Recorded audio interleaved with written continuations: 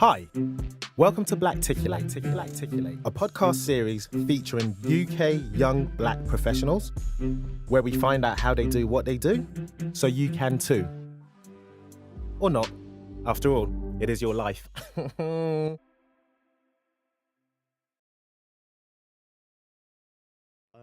are you? I mean, do you want to give a little rundown, just for those who are listening? Wow, who am I? Yeah. That is a question I haven't had to answer in a long time. Well, how would you describe yourself? My story. Who am I? It's difficult. It's hard to describe myself. It's hard to condense myself into a small thing. Who am I depends on who I'm talking to. Okay. But in essence, That's interesting in itself. Break that down. So you are different depending on your audience. Yes. Yes, I'm different depending on my audience. Okay. I don't... Difference in if you're to talk to a white person or a black person. Yeah, I think there's a difference. There's a difference in how I would tell my story, and there's no difference in how I'd act. Right. I think that stays true, but there's a difference in how I'd present myself and how I'll tell my story. There's parts I'd leave out, or there's parts that I'd expect the listener to understand from telling my story to a black person or a Nigerian or a white person. So who am I? I guess in this context, or because I know you, who am I is young 26-year-old Nigerian living in Holland, living in London. Well, yeah. Who came through via Holland, and just trying to make a living in PR. I think my job sort of... Okay, your job is definitely defines you. Okay, so how did you get your job? I mean, what do you do? Your job is... I work in public relations, PR, which seems to have means different things to different people. You say PR and some people think of Max Clifford. You say PR and some people think of Sex and the City. My job is none of that. It's not that glamorous. Yeah. No one tells you about the Excel sheets. Yeah. They don't tell you about the Excel sheets when you're applying for a job. But I work in PR and it's amazing. I think it's a really unique company. Everyone says that about their company, but I don't know. I just feel mine is a bit different. Okay. Well, tell me the story how you got into PR. True story. How I got into PR was I'm 17 years old in Holland in high school, and all my life I'd known that I was going to study in the UK. Like, it wasn't even a question. It was just like, after high school we go to the UK. My dad studied in Wales, and like he always had amazing stories about it, and that's just where it was just... Is that a thing? Of what? Like, from Nigerians? I mean, like, thinking they're always going to study in the UK. Is there, like... I don't know. I guess for many Nigerians whose parents studied abroad, I think there's that feeling of that's the natural next step. Okay, that's what they want for their kids. So it's just... It's bread. Yeah. It's bread in that sense. Okay. So you always knew you were going to come to the UK? Yeah, I always knew I was going to come to the UK. Even while living in Holland. And Holland has some amazing universities that actually teach in English. But that was just never an option. And I think my dad just knew that my brother and I were just going to go to the UK. Okay. So most people in my class were either going to study in Holland or go back to their home countries or whatever. And I was just like, it's UK for me. My brother and I were in the same class. So you landed? So just went on the UCAS website and I was like, what do I want to do? And I was looking at different things, and I was just looking at different courses and thinking to myself, what do I want to do? And I remember I was hopeless in mathematics, but for some reason I was very good at economics. But I thought to myself, if I try to do economics in university, math is gonna come and bite me. Like, I'm gonna be like, oh, I'm really good at this. Like, I know theories and all that, and they're gonna be like, use this formula. And I'm like, oh shit. So I was like, you know what? Anything that has mathematics in it, I'm gonna stay away from. And I didn't want to really go into the sciences. So I was scrolling down and I stumbled upon this thing on public relations, read about it. I was like, this is quite interesting. And it turned out my grandfather had actually been a PR manager in one of his companies in the 70s. Okay. So I talked to my dad about it. I was like, oh, that's what your granddad did. And I think so he wasn't... Well, that's quite rare then for a Nigerian. Like, if it's not maths, lawyers. Oh yeah, science. yeah. So he actually knew about PR. My dad had never been like that because of his experience as well. Because my dad, his experience was actually the reverse. Okay. Because my dad had wanted to be a lawyer, but my grandfather his experience with lawyers were, these kind of like lawyers that are just poor and they just move from case to case and always just trying to bail people out. So that was my grandfather's experience of lawyers, which is weird because he was quite an educated man and he had lawyer friends that were barristers and judges and all that.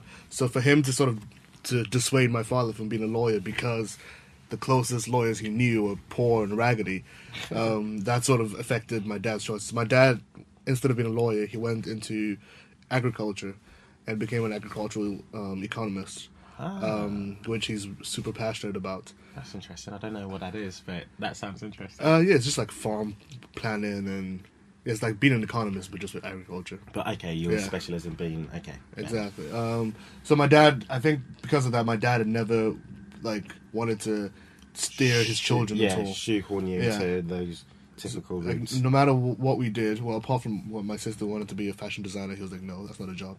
I don't know whether you want to say that. Because there will be some fashion designers, hopefully I'm going to interview. Yeah, exactly. I was like, do it, girl. Like, just, follow your dreams. But my dad was like, you don't want to do that. Yeah. I guess that's the residual Nigerianness of him that was like, yeah, my daughter's not going to become a fashion designer. Right, okay. So UCAS, you were saying. So UCAS, so public relations, read up about it, was like, this is what I want to do. I didn't really know much about it, but clicked it, applied, and I got into university that way. So I went to University of Sunderland initially to do PR. Okay. And everyone else in the class was just like, what is PR?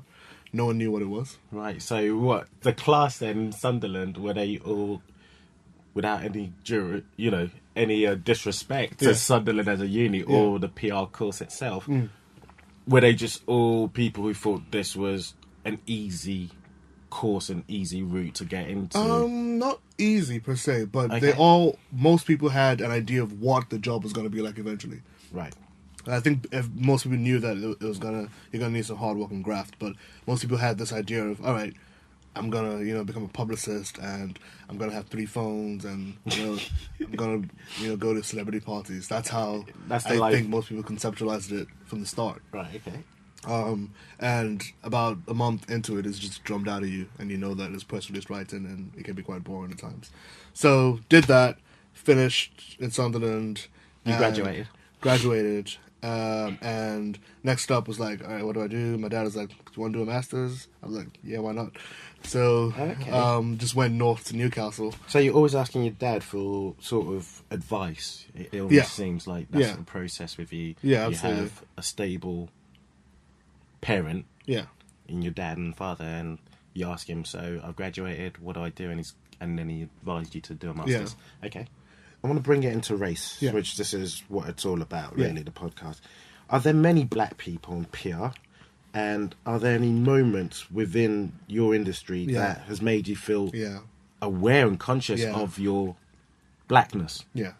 Are there many black people within PR? Yeah. In London, when you go out to like awards, I think awards are the ceremony. best representation of people in the industry. They're not many.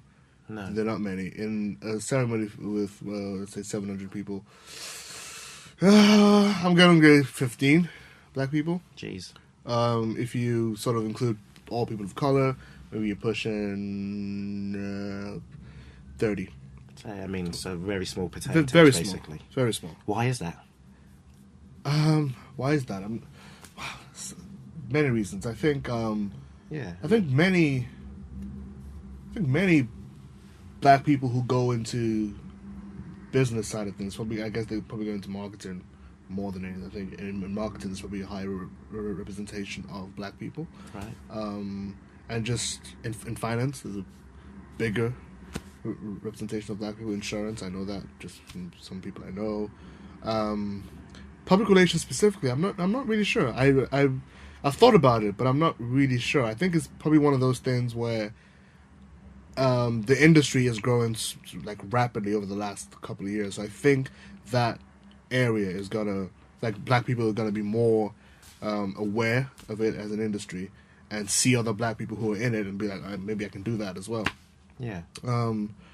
But yeah, it's interesting. mainly at the moment. So you're saying the next question, it was almost a part two, which was... Have there been moments I've been aware of my blackness? Yeah. Absolutely. But specifically, like, the role, the PR role, like the challenges it faces, because obviously we wake up and we know we're black. It's a given. I think the instances I've been aware of it mainly has been around the silence or the lack of black people. And I'll explain what I mean by that. Okay.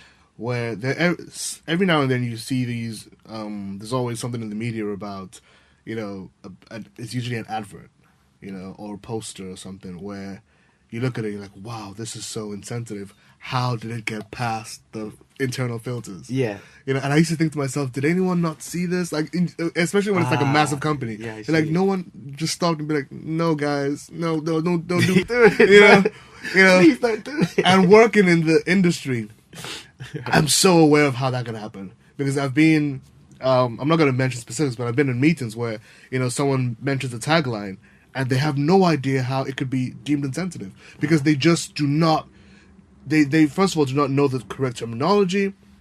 They don't read media that is targeted towards people of color. Right. They're not aware of sensitive stories that are in the media that could possibly, link to the kind of story or tagline they're promoting. So it ends up just being lots of white people together coming up with what they think is amazing. Right. And I'm like, no, we can't do this. It's so insensitive. It's so ridiculous. It's just wrong. And they have no idea why it's wrong. And they look at me like, I bet, if we release this, no one will complain. I'm like, I can already see a Guardian article being written about this as we speak. This is ridiculous. And they look at me like, and sometimes it happens where, something happens, like, someone comes up to me like, do you think if we write this, it'll be insensitive? And I'm like, you should know this. Yeah. Don't ask me. Like, just be present. Just read. Just live. Go outside your comfort zones.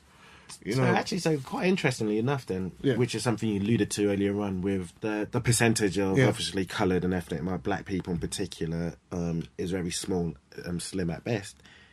But the reason then these things that do get executed and there was no internal filters is because there was no one black internally. Yeah. It's almost two things. There's no one black internally, and this also speaks to wider British culture.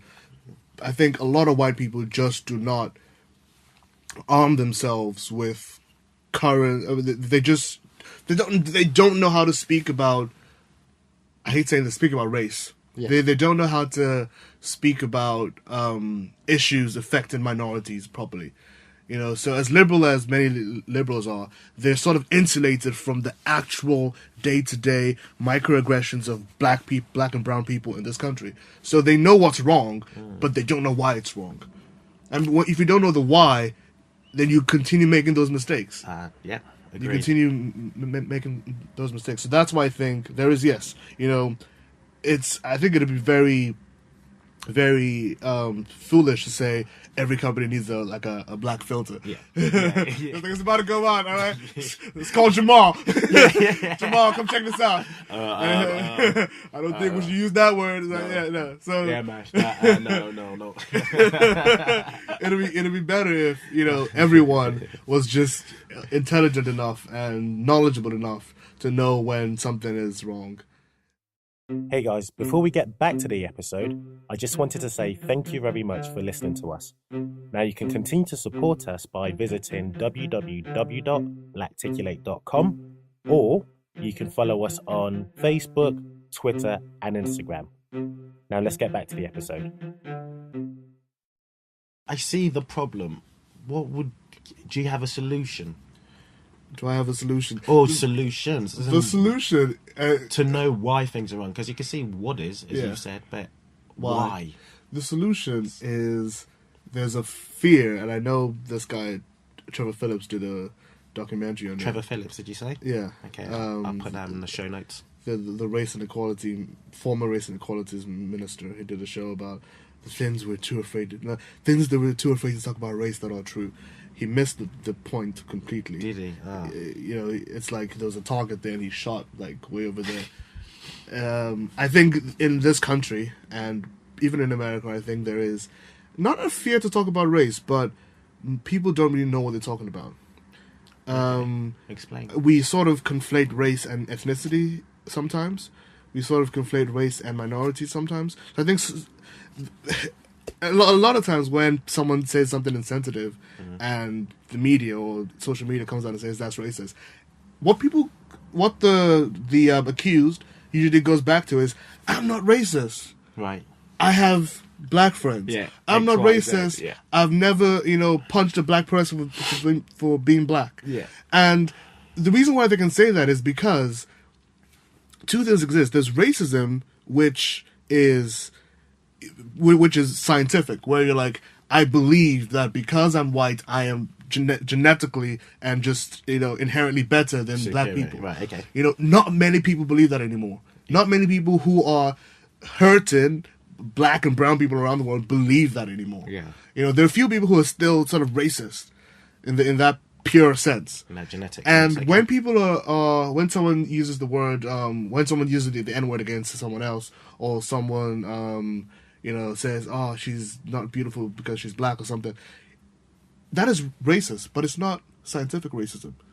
Yeah. And scientific racism is always used as a defense. Oh, but I have black friends, so it means I think of them as equal. I have black friends, or I listen to hip hop, so it means like I'm not racist. Yes, you're not scientifically racist, but you're still, what you've done is racist. What you've done is discriminatory. So I think we have to move the discourse against being you, yourself, your whole being is racist, to what you did is racist. And if someone does a specific act of, if someone says something specifically like, oh, she's a nigger, and they said it out of anger, they said it to provoke someone who might have annoyed them, it may not be that every part of their being and every day of their life they just think, oh, black people are just so inferior and I hate them. No, and it was just a moment. It was just a moment. It was an outburst of, I want to hurt someone exactly because they hurt me. Exactly. Okay. And the reason why you can use that word and hurt someone with that word has to be unpacked, and that is racist. But we too often try to condemn a whole individual and condemn their past and future by branding them as racist. And that changes the discourse entirely. Because it goes from being, how do we teach you not to, use a specific word? How do we teach you to understand the power and the history of a word? And it goes into, you're racist, you should be tarred and feathered. And the defense is like, I'm not racist, I'm a good person. And then their friends come to their defense and say, don't attack them, they're good people. So the discourse, we never really talk about racism anymore. We talk about, the discourse ends up being, oh, you're trying to just, target this person, you're trying to, bring them down, blah, blah, blah. Well, that's interesting. And it becomes about the individual, it becomes about the white person who said a racist word instead of about, let's try and unpack. I feel like we've got, because we speak about this all the time, so I've got two things that I actually almost want to follow up with that. Yeah. But I want to say this first, and I want your thoughts on it. Yeah. So, in terms of challenges you face, because what I want the listeners to be able to listen to you and go, oh shit, so PR is opened for someone like me. Now, even though I'm not Julian, I can take his learnings and some of his gems and hopefully try and apply that to my way. Yeah. So are there any challenges, anything that you could sort of give to the listeners in order for them to take their step if they do want to go into PR? I mean, from the sounds of it, it's fun. It's fun. And let's see.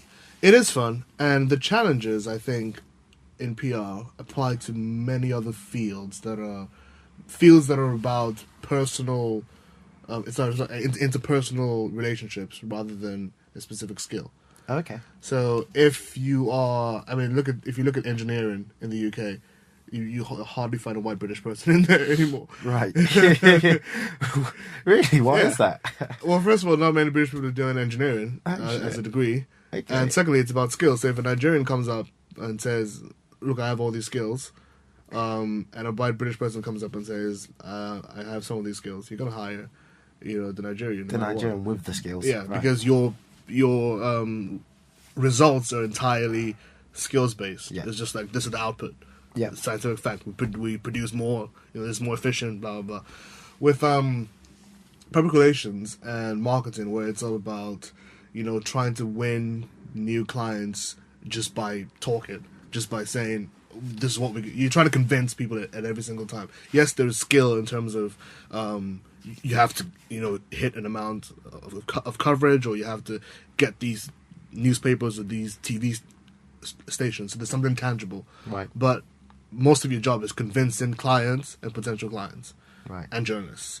And I think the barriers, some of the barriers for black people in those jobs is, if you're going to a company where a lot of the current employees are not that familiar or have prejudices against black people, maybe prejudice is too much of a strong word, or have no previous experience Okay. with black people, and they may think, their idea of what a black person is like, and this is where we're coming down to this whole idea of racism as well, is based on maybe what they read on what they see on TV, or the few interactions they've had with people, with a few black people. So they might feel, do I want to employ this person when I don't know about them? I don't know about their life. I don't know their background. I can't empathize with them. Yeah.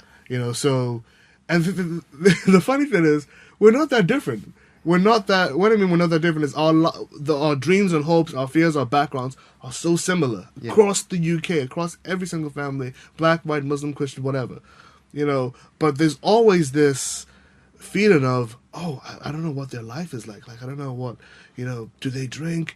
Are they gonna party hard like me? And then some white people start thinking, but some of my friends say, racist things as well. And some of my friends, say, oh my God, you're saving like a Jew, and you're like a black person. So they start thinking about all the racist shit that's going on in their life, and thinking, I might blurt out something racist sometimes, And so I think some of the barriers are white people just feeling, God, I don't want to expose myself to mess up in the future, so I rather not. I don't think they're a culture fit. There you go. The culture I don't think they're a culture fit, and usually that is because you just don't think they do the things you do. And an interview is probably too short of a time to actually break down, do they do the things I do? That is a big hurdle to overcome. That's got nothing to do with you, though. Yeah. As an individual. It has nothing to do as a black male or female. It's about changing this culture of, first of all, I think we just need to learn more about each other. Because I think black people do it too, on the reverse. Yeah. I don't really know what they're like, or they're probably just lads who like to drink, and I'm not really going to have anything to say with them. But when you actually, go one-on-one, and I know it's impossible to, try to have one-on-one meetings every time, but when you actually sit down with someone who you thought you might not like because they like rugby and beer, and you actually sit down with them, you're like, wow, this is amazing, But, I mean, still bring it back, though, to the PR, the challenge. The challenges is just you saying, it almost doesn't seem like it's industry specific. Yeah, it's not. I don't think there's any industry specific challenge in PR for black people or people of color. I don't think so. You don't think so? I don't think so. You think they have, I wouldn't say equal opportunities, but the very fact is that there is a slim percentage or small amount of black people. Yeah, isn't because it's a challenge to get in, but rather it's just not been presented. Yeah.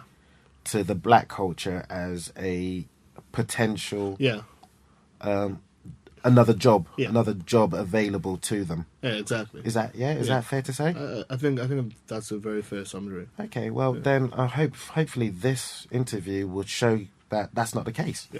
Hopefully this interview will show them that going into PR is fun. But I want to ask you about, there's this thing that's always bothered me about us black people, how whenever we finally get a bite at the apple, so whenever we finally get on that rung of whatever verticals we want to go to, we tend to pull up the ladder so other black people can't walk the path we walk. But I think there is this insidious narrative, though, that I want to counter. Okay. And it goes not just in the UK, but also in America as well. This narrative, I think we sort of buy into as well, that we're always, will always bringing each other down. And I think like once crabs in a barrel, as they say. And because that narrative is so persistent, whenever it happens, regardless of the context, we go back to that. It's just black people trying to bring each other down, and it loses black on black crime. Exactly, it loses all context. It loses all individuality, because it could be this person really does not like that individual, but it ends up just being look at this, it's us again. Yeah, not getting along.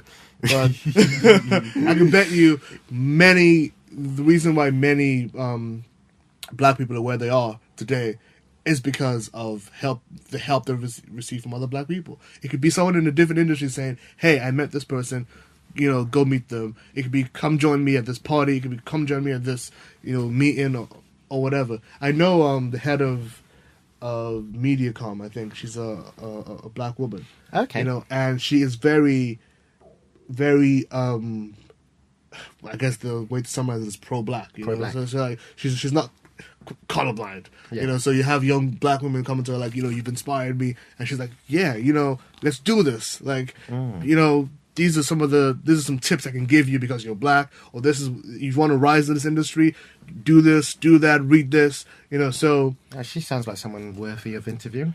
Hell yeah, man. If you get her, yes. In fact, after this interview, I'm going to have to get her contacts from you. Oh, definitely. Well, I know a girl who knows her. Who actually, you mentioned that. I know a girl who'll be perfect for this. Okay, brilliant. She'll be perfect for this. Well, yes. okay, let me give you just a couple of quick fire ones just to wrap it up. Okay. If you were to think of the word success, who springs to mind? Who springs to mind? Yeah. Who? A face. Strangely, Jay-Z springs to mind. Okay. When I think of success, yeah. Okay. And do you have any... That's not strange, really. But... No. I mean, he's a very successful man. Yeah. What books... Do you have any books you read? Are you reading at the moment that you can recommend? Any music? Any media consumption? Any books I can recommend that are not necessarily about the black experience, just like books I can recommend. Yeah, just books, generally. Just, get to know you. I'm currently reading Roxane Gay's Bad Feminist, which is fascinating. The name is very provocative, but it's pretty much a compilation of essays where she just takes a black feminist critique on many things, on the show Girls, on a lot of literary criticism. There's a lot of stuff about fat shaming in there as well. So it's a fascinating book. I'm also reading another book called The History of White People, which is, I still haven't finished it. I've been reading it for a long time. That's fascinating. I'm sort of midway through it. It goes back all the way to like Greek times, pre-Roman times. This idea of what exactly is white. So it tries to deconstruct the idea of when did we start calling white people, and what does that mean? And then it takes it back to America. At a certain point, Irish people were not considered white, and that might look ridiculous today because you can't tell an Irish person from an English person just by looking at them. Yeah. But there was a point where they were not considered white. Same with Italians, Sicilians, Jews. So it really breaks it down as to why that was and when they actually came together, accepted banded. into. I wouldn't say banded, but allowed. Yeah. Allowed into the Brotherhood of Whiteness. So it's a fascinating book as well. I love that. I'm going to put that as a title, The Brotherhood of Whiteness.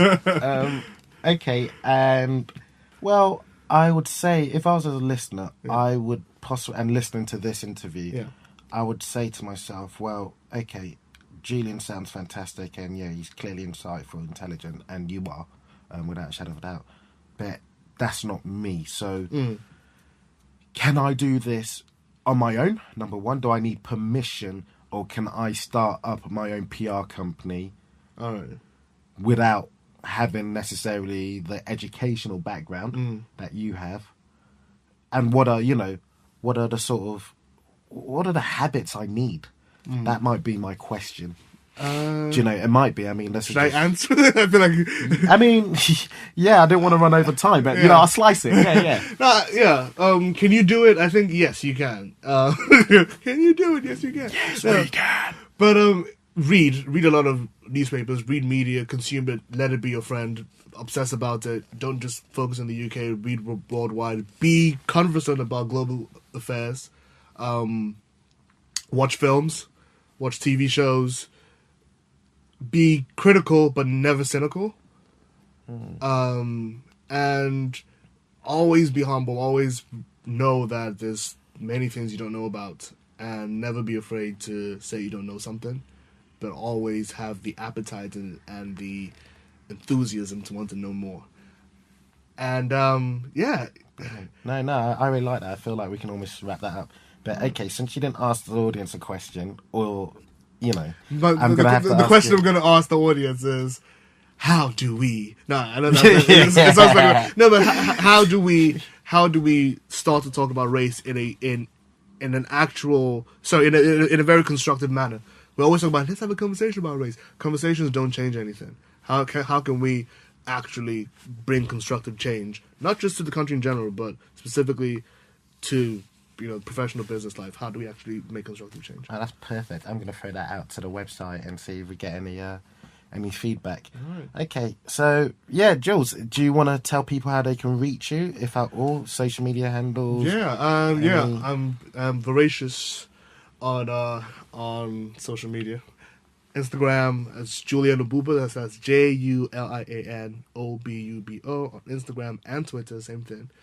And yeah, just look up me on Facebook, Julian Obubo, and you should find me.